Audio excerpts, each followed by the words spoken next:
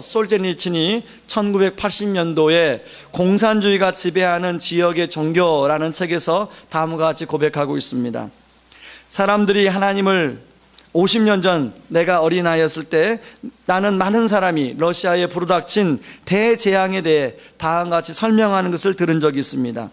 사람들이 하나님을 잊어버린 것이 문제요, 이것이 이런 재앙을 당한 이유입니다. 그 이후 나는 러시아 혁명의 역사를 50년 이상 연구했습니다. 수백 권의 책을 읽었고 수백 권의 개인적 체험담과 전기를 읽었습니다. 더욱이 8권이나 되는 책을 손수 써서 이 문제를 파헤쳐 보기도 하였습니다.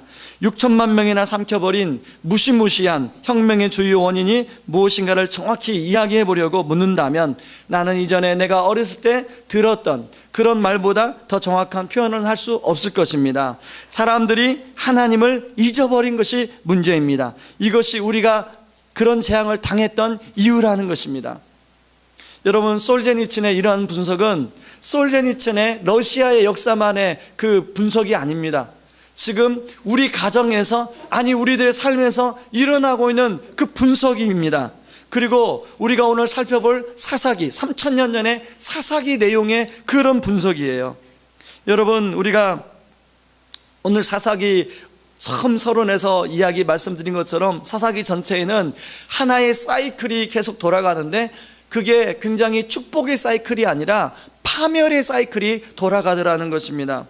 이스라엘 자손이 하나님을 떠나 이방신을 섬기자 하나님은 그 이스라엘 백성들 깨닫기 위해서 징계하시고 또 그런 이스라엘 백성들은 괴롭고 힘들다고 하나님께 부르짖고 하나님 다 사사를 보내서 구원해 주시고 또 반복되고 또 반복되고 또 반복되는 것이 사사기의 내용이라는 것입니다. 오늘 바로 오늘 우리가 살펴볼 말씀에서 그 사이클을 자세하게 소개하고 있습니다. 11절 15절 한번 우리 같이 한번 읽어볼 때 우리 남자분들이 먼저 읽고 여자분들이 그 다음에 읽도록 하겠습니다. 같이 읽습니다.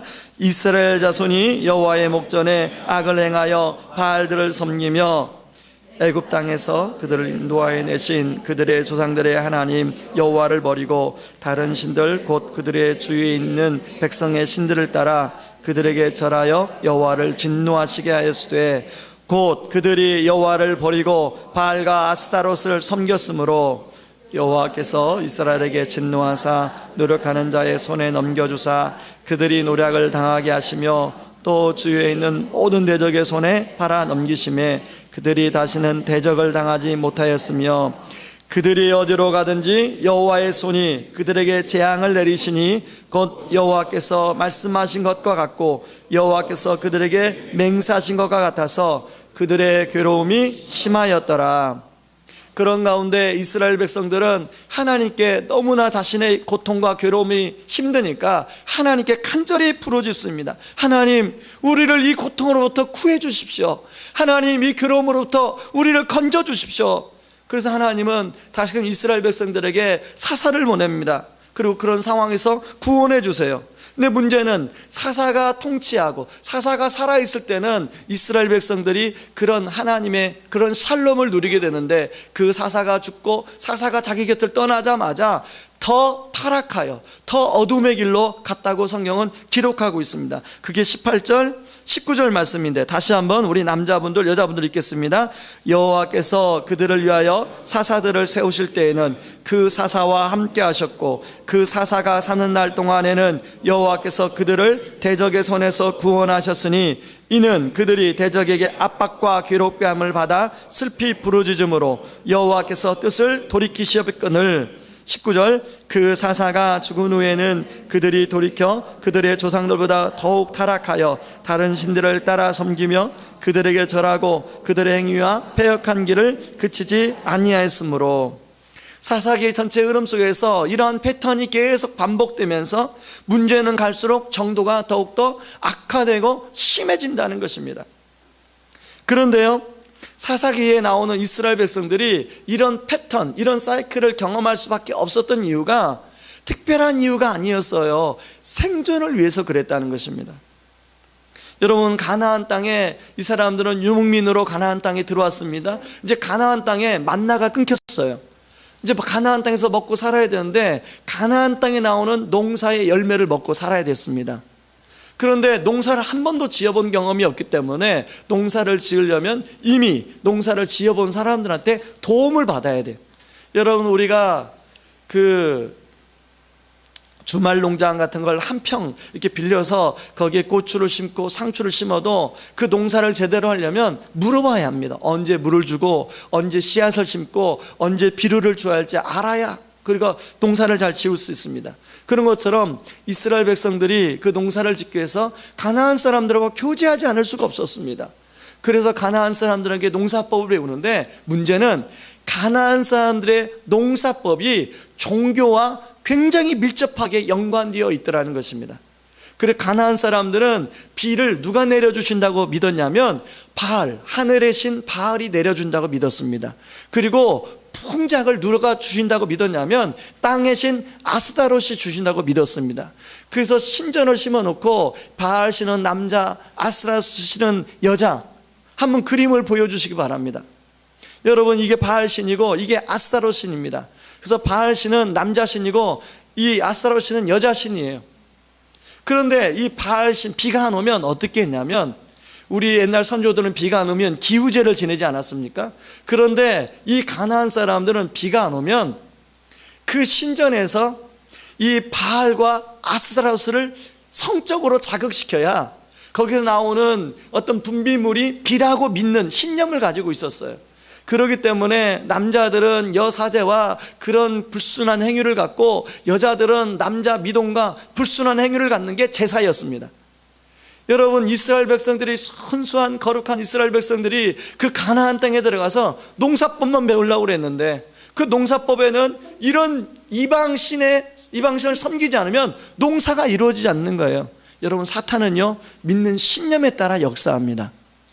그렇기 때문에 제가 말씀드렸잖아요. 우리 꿈에 나타난 것은 이 소복 입고 머리 풀고 한 신혼 입은 그런 처녀 귀신이 나타나는데 미국 사람들의 꿈에는 드라큘라가 나타나는 거예요. 믿는 신념에 따라 역사하면 사탄은 역사하는 거예요. 그러니까 이런 거짓 신을 믿으면 사탄이 그렇게 역사하는 거예요. 그래서 바알에게 그렇게 자극하면 비가 정말 내리는 거예요. 그러니까 이스라엘 사람들, 진짜 비가 내리네? 하고 그런 이방신을 한 번, 두 번 제사 지내게 되고 그렇게 섬기게 된 것이라는 것입니다.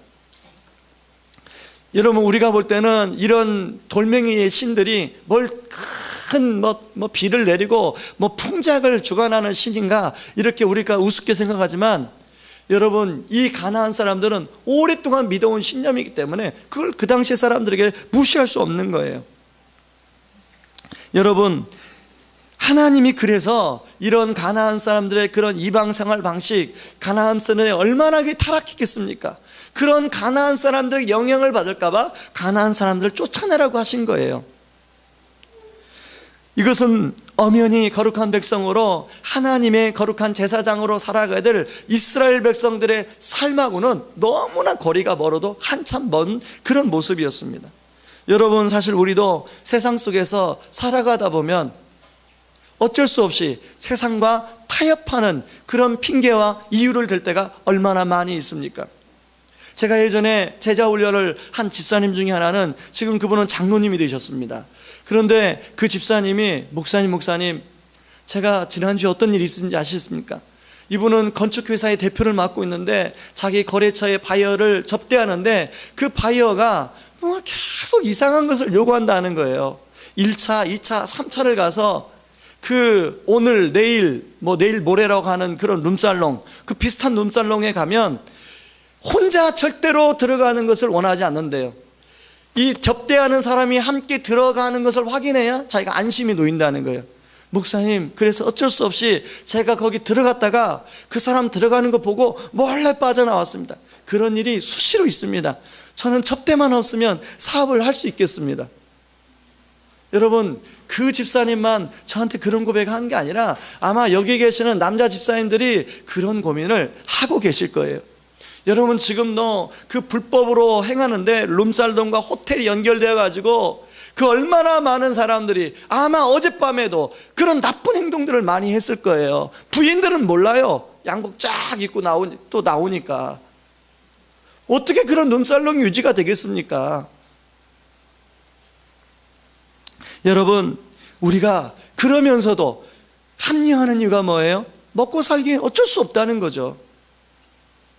저는 한편으로 그런 분들의 얘기를 들으면 또 이해가 돼요. 그래, 우리들의 삶은, 우리가 지금 살아가고 있는 삶이 그런 구조로 되어 있기 때문에 그렇게 자녀들을 공부시키고 또 가정을 건사하기 위해서는 그렇게라도 할 수밖에 없어 라고 말하는 분들이 한편으로는 이해가 되지만, 한편으로는 그것은 하나님 보실 때는 하나님의 방법은 아니라는 것입니다. 그러다 보니까 이스라엘 백성들이 겪은 사이클이 우리 안에도, 우리 가정 안에도, 우리 삶에도 계속적으로 반복해서 나타나고 있더라는 것입니다. 저는 젊었을 때 저의 가정의 문제로, 집 문제로 정말로 많은 고민을 했습니다. 하나님, 저희 집은 왜 이렇게 어렵고 힘들게 살아가야만 합니까? 과연 무엇이 문제입니까? 어디서부터 이 답답한 문제의 매듭을 풀어야 됩니까? 그리고 이러한 고통은 언제나 끝이 나는 것입니까? 왜냐하면 어렸을 때부터 늘 그 채무 관계에 있는 사람들이, 어머니는 그 영문도 모르는데 어머니를 붙들고 그 머리를 붙들고 흔들고 하는 것을 저는 어렸을 때부터 봐왔어요. 심지어는 제 30살, 30년, 제 30살 때까지 그걸 보고 지켜오고 제가 또 그런 일을 당했던 사람이, 어머니는 늘상 오늘 본문에 나오는 이스라엘 백성들처럼 새벽에 나아가 그런 일이 있을 때면 다 슬피 울부짖었던 기억이 있습니다.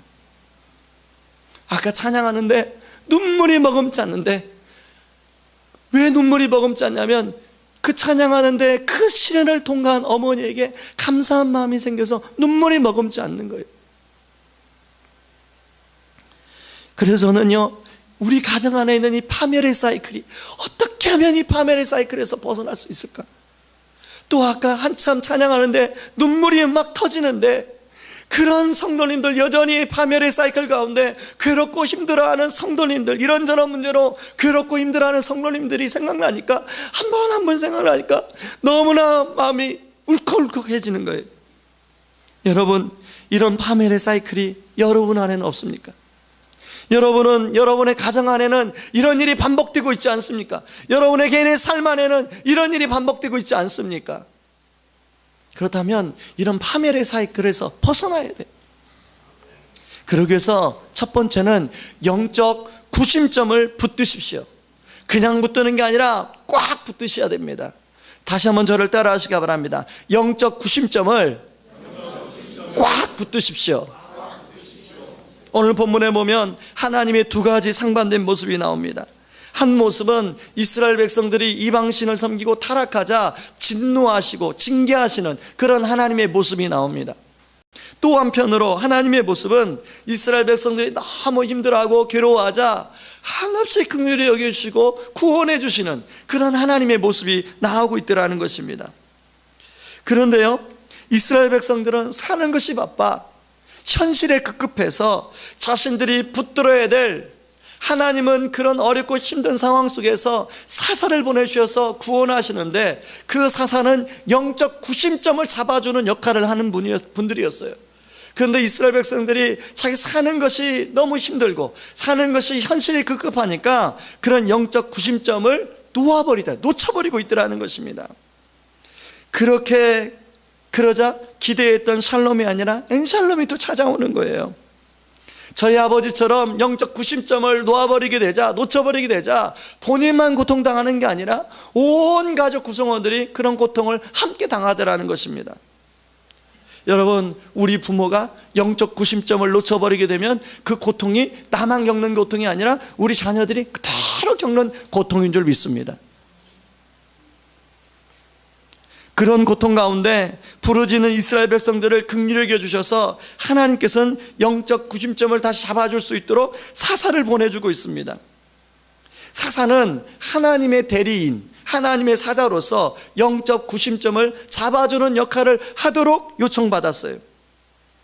영적 구심점인 사사가 살아있을 때는 사람들이 샬롬을 누렸습니다. 그런데 영적 구심점이 되는 사사가 죽고 사사가 떠나면 사람들이 또 샬롬에서 엔샬롬이 되었습니다. 오히려 선조들보다 더욱 타락하여 어긋난 길로 가버리고 있더라는 것입니다. 저는 솔직히 염려가 돼요. 솔직히 걱정되는 게 하나 있어요.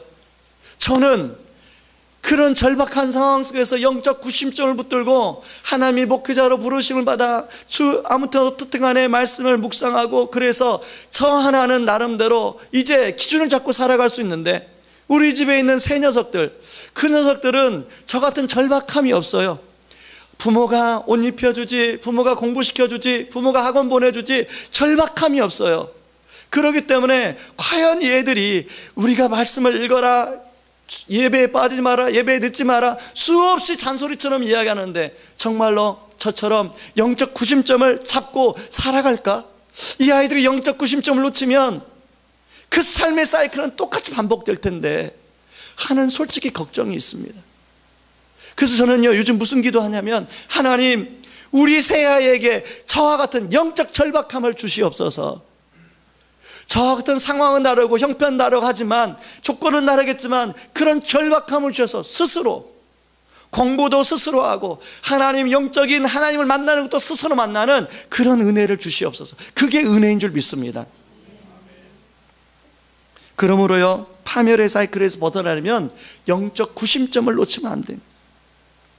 지금 돌이켜보면 제가 가장 잘했던 것은, 그렇고 힘들고 어려울 때 다른 데서 문제 해결점을 찾지 않고 저를 만나주시고 저를 붙들어 주신 하나님과 예수 그리스도와 성령님과 그 문제의 구심점을 씨름하며 풀어갔다는 것입니다. 어제도 말씀을 준비하는데 그렇게 어렵고 힘든 상황 가운데 살아가는 뭔가 문제를 풀어가야 될 그런 형제들이 떠오르는 거예요. 그런 자매가 떠오르는 거예요. 그래서 제가 문자를 보냈습니다. 형제님, 자매님, 특서에 나와서 함께 좀 이 문제를 같이 한번 풀어보가 봅시다. 제가 목사로서 얘기하는 게 아니라 그냥 제가 형으로서, 인생을 먼저 선 선배로서 그냥 부탁하는 것입니다. 그랬으면 좋겠습니다 라고 문자를 보냈어요. 생각나는 사람이 있어서. 제가 개인적으로 우리 젊은 형제들을 신방할 때, 청년들을 신방할 때, 제가 젊은 날에 영적 구심점을 붙들 때 보았던 성경을 보여드린 적이 있습니다. 아마 여기 성도님들도 몇 분은 그 성경을 본 분들이 계실 거예요. 지금도 제 서재에는 그 성경들이 이렇게 꼽혀 있어요. 그 성경들 중에 그 하나를 제가 여러분들한테 좀 보여드리려고 좀 준비했습니다. 사진을 좀 보여주시기 바랍니다. 이 성경은 제가 대학교 4학년 때 보았던 성경입니다. 그 당시는 영어 공부를 해야 되니까 급하니까 이 영어 성경으로 성경을 보는데, 이게 대학교 4학년 1년 동안에 봤던 성경이에요. 얼마나 성경을 가지고 씨름했던지 온 손때는 묻고 곳곳에 줄치고 메모하고 하나님이 주신 묵상을 적고, 그리고 눈물을 흘리고 땀방울을 흘리고 침을 튀겨가며 기도하고, 그러면서 하나님, 우리 가정의 문제가 풀어지게 하여 주시옵소서. 이 문제를 어디서 풀어야 됩니까? 하나님, 내 인생의 문제를 어디서 풀어야 됩니까? 하나님께 철박하게 메어 달리고 씨름했던 그런 성경입니다. 저는 우리 젊은이들에게 부탁하고 싶어요. 그런 절박함이 있었으면 좋겠어요. 저는 우리 새아이에게 그런 절박함이 있었으면 좋겠어요. 저는 우리 여러분의 자녀들에게, 아니 여러분들에게 그런 절박함이 필요하다고 생각합니다. 지금은 우리는 주야로 무엇을 묵상합니까? 여러분은 주야로 무엇을 묵상하고 계세요?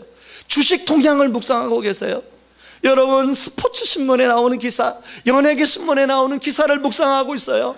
아니면 여러분의 끊임없이 솟아오르는 걱정과 근심을 묵상하고 있어요? 저는 성경 외에 영적 구심점을 잡아줄 수 있는 것이 건강한 교회라고 생각합니다. 건강한 교회에 소속되어서 신앙생활을 잘해야 영적 구심점이 흔들리지 않아요. 저는 우리 교회가 우리 성도들에게 이런 영적 구심점을 잡아주는 교회가 되기를 간절히 소망합니다. 그런가 하면요, 또 하나의 영적 구심점은 영적 지도자예요. 그런 관점에서 저는 2004년도에 간절히 기도했던 제목이 있어요. 하나님 아버지, 제가 목회자로 부르심 받았는데 제가 이대로는 목회를 할 수가 없습니다. 제가 목회가 무엇인지 제대로 배울 수 있도록 영적 구심점이 되는 건강한 교회, 영적 구심점이 되는 좋은 지도자 만날 수 있도록 도와주시옵소서. 새벽마다 하나님께 부르짖었어요. 그래서 그 기도 응답으로 만난 게 실력도 안 되고 얼굴도 안 되고 아무것도 안 되는데 은혜로 제가 분당 우리 교회 이찬수 목사님을 만나게 된 거예요. 지금 생각해 보면 진짜 은혜예요. 떨어지고 포기했는데 과락으로 붙었어요. 여러분, 영적 구심점이 되는 교회, 영적 구심점이 있는 지도자, 정말로 중요하다는 것입니다. 그런 관점에서요, 저는 많은 부담을 가지고 살아가요. 왜냐하면 본의 아니게 하나님께서 제게 마음의 부담을 주시고 제게 하나님께서 콜링을 하셔서 그거에 순종해서 나름대로 신학교에 가서 목사가 되었는데, 그리고 하나님의 뜻에 나름대로 순종한다고 온 게 여기까지 왔는데, 와 보니까 본의 아니게 제가 영적 구심점 역할을 해야 되는 위치에 있는 거예요. 근데 저를 가만히 보니까 여전히 부족해요. 여전히 연약해요. 그런데 영적 구심점 역할을 해야 돼요. 그렇기 때문에 영적인 부담감이 제 안에 있는 거예요. 제가 제대로 목사 노릇 못하면 많은 성도들에게 영적인 피해를 주게 된다는 거룩한 부담이 제 안에 있습니다. 여러분, 저만 영적 구심점 역할을 해야 됩니까? 제가 교회 성도님들에게 영적 구심점을 하고 우리 애들에게 영적 구심점 역할을 해야 된다면 여러분들은 여러분의 자녀들에게 영적 구심점 역할을 해줘야 돼요. 그리고 그것을 놓고 기도하셔야 돼요. 그걸 놓고 구하셔야 돼요. 우리 부모들이 영적 구심 역할을 하지 못하면 우리 자녀들의 다음 세대는 보장이 되지 않습니다. 저는 간절히 소망하는 게 있어요. 하나님, 우리 후배 교역자들에게 제가 영적 구심점 역할을 하게 하여 주시옵소서. 하나님, 우리 부교역자들에게 영적 구심점 역할을 하게 하여 주시옵소서. 우리 교역자들이 저하고 함께 사역하는 동안 목회가 무엇인지 배우게 하시고 교회가 무엇인지 배우게 하여 주시옵소서. 그렇게 기도하고 있는 거예요. 여러분, 제가 연약하기 때문에 저를 위해서 기도해 주시기 바랍니다. 여러분, 우리가 먼저 영적 구심점을 잘 붙들어야 돼요. 우리가 성경을 잘 붙들어야 되고 건강한 교회 안에서 신앙생활을 잘해서 영적 지도자로부터 영적인 훈련을 제대로 받아야 돼요. 그리고 그 다음에는 우리가 영적 구심점 역할을 해야 되는 줄 믿습니다. 제가 여러분이 영적 구심점 역할을 하도록 부르심을 받았어요. 저나 여러분이나 이스라엘 백성들만 제사장 나라로 백성으로 부르신 게 아니라 저와 여러분을 하나님이 제사장의 백성으로 부르셨어요. 이제는 세상이라는 가나안 속에서 우리가 서 있는 그 세상 속에서 영적 구심점 역할을 해야 되고 여러분의 가정 안에서 영적 구심점 역할을 해야 되는 줄 믿습니다. 두 번째는요, 시험을 잘 통과하십시오. 우리 한번 같이 따라 할까요? 시험을 잘 통과하십시오. 오늘 본문에서 이방 그 우상을 섬기는 이스라엘 백성들에게 하나님은 시험을 하고 있다고 말씀하고 있습니다. 사사기 2장 21절 22절을 같이 한번 읽어보겠습니다. 시작. 나도 여호수아가 죽을 때에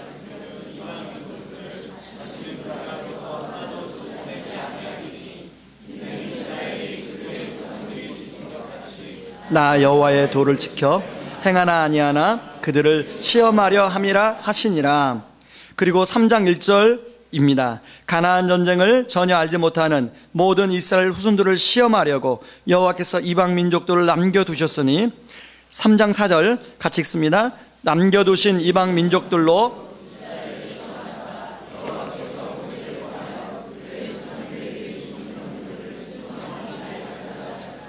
아멘. 다시 말해서 하나님은 시험 출제자가 되어서 이스라엘 백성들에게 시험 문제를 제출하고 있다는 것입니다. 여러분, 하나님께서 가나안 족속을 남겨두어서 이스라엘 백성들이 그런 가나안 족속을 과연 어떻게 처리하는가, 어떻게 대처하는가를 지켜보는 시험 출제자 역할을 하고 있다는 것입니다.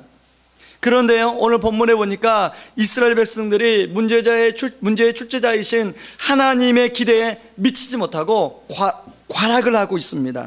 우리 5절을 한번 같이 읽어봅니다. 시작. 그러므로 이스라엘 자손은 가나안 족속과 헷 족속과 아모리 족속과 브리스 족속과 히 족속과 여부스 족속 가운데 거주하면서 그들의 딸들을 맞아 아내로 삼으며 자기 딸들을 그들의 아들들에게 주고 또 그들의 신들을 섬겼더라. 시험을 보는 사람들에게는요, 시험 자체는 스트레스입니다. 그런데요, 시험은 두 가지 기능이 있어요. 두 가지 결과가 있는데요, 시험을 잘못 보면 과락이지만 시험을 잘 통과하면, 시험을 잘 보게 되면 업그레이드가 돼요. 그리고 그 업그레이드뿐만 아니라 보상이 주어져요. 저는 우리 인생의 시험 문제도 마찬가지라고 생각합니다. 저와 여러분의 인생의 시험 문제가 펼쳐지게 되는데, 여러분이 그 시험을 잘 통과해서 업그레이드가 되시고 하나님의 축복과 보상을 받으시는 그런 은혜가 있기를 바랍니다. 때로는요, 그 시험 문제가 힘들어요. 그런데 힘들어도 하나님이 원하시는 방법만 무엇인지를 알면, 하나님께 상의만 하면 그 시험 문제는 힘들고 시간은 걸리지만 풀어가시더라고요. 또 풀어낼 수가 있습니다. 그렇게 풀어내고 나니까 그 시험 문제가 나에게 힘이 되고, 그 시험 문제가 나에게 은혜의 통로라는 것을 고백하게 되더라는 거죠. 바로 어제 살펴본 운니엘이 그랬습니다. 기랴세벨이라는 그 남국 문락의 성은 운니엘에게 큰 시험 문제였어요. 어떻게 저 성을 점령해야 될까 난감했어요. 그런데 그 기랴세벨이라는 성을 공략하여서 점령하니까 그것이 운니엘의 인생을 열어주는 축복의 통로가 되더라는 것입니다. 마찬가지예요. 여러분에게 각자의 어떤 문제들이 있을 거예요. 여러분에게 각자에게 지금 출제된 시험 문제가 있을 거예요. 여러분이 걱정하고 근심하고 여러분에게 스트레스 주는 어떤 문제가 있을 거예요. 그 문제를 하나님 앞에서 여러분이 잘 풀어가면 그것은 여러분에게 축복이 되는 줄 믿습니다. 그런 측면에서요, 하늘빛교회 왕재천 목사님, 지금 사모님의 그 암과 그 투병하는 그런 과정은 왕 목사님의 일생일세 가장 힘들고 어려운 시험이에요. 그런데요, 암이 발생되고 제가 지금까지 옆에서 거의 때로는 일주일에 한 번씩 만났습니다. 저희 집사람이 그래요. 둘이 사귀냐고. 그럴 정도로 같이 교제하면서 같이 통화하면서 제가 지켜봤는데 너무나 그 시험 문제를 잘 풀어내고 있더라는 것입니다. 만약에 그런 어려운 시험 문제가 저에게 주어졌더라면 저는 왕 목사님처럼 못해요. 제가 봐도 너무너무나 잘해요. 참으로 제가 지켜보면서 도전을 많이 받았습니다. 그랬더니요, 왕 목사님이 아프기 전에도 참 말씀이 좋았는데 그 사모님이 아프신 후 지금은 말씀이 너무나 파워풀해졌어요. 여러분 들으셨잖아요. 여러분이 그날 강단 교류하기를 너무 잘했잖아요. 그 왕 목사님 와서 여러분에게 말씀을 전하니까 막 여러분들 다 뒤집어지고, 그 조금 저는 마음이 좀 그랬습니다. 우리 그 전사님이 저 하늘빛교회에서 3부 예배 설교 전인데 문자를 보내서, 목사님 우리 교회는 지금 은혜의 대박입니다. 은혜의 대박. 목사님 남의 교회 가서 박자 틀리지 말고 찬양 잘 인도하세요. 그 말만 안 했어도. 여러분, 인생의 고난의 무게는 다 동일합니다.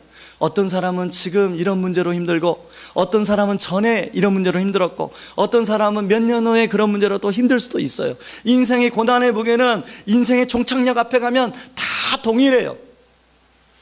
여러분 다락방에서 느껴보잖아요. 다 동일해요. 젊은 사람들은 별로 문제가 없는데요, 여러분 40, 50 가보세요. 문제 없는 분 있나? 문제 없는 가정에는 다 문제가 있어요. 다 아픔이 있고 다 어려움이 있어요. 근데 핵심은 그 문제를 어떻게 풀어내느냐가 핵심인 줄 믿습니다. 여러분이 현재 직면하고 있는 시험 문제는 무엇입니까? 그리고 그 시험 문제를 어떻게 풀어가시겠습니까? 바라기는 그 시험 문제를 혼자 푼 줄 마시고 우리 인생의 주인 되신 하나님을 의지하면서 풀어갈 수 있는 그 은혜가 있기를 주님의 이름으로 축원합니다. 우리 시간에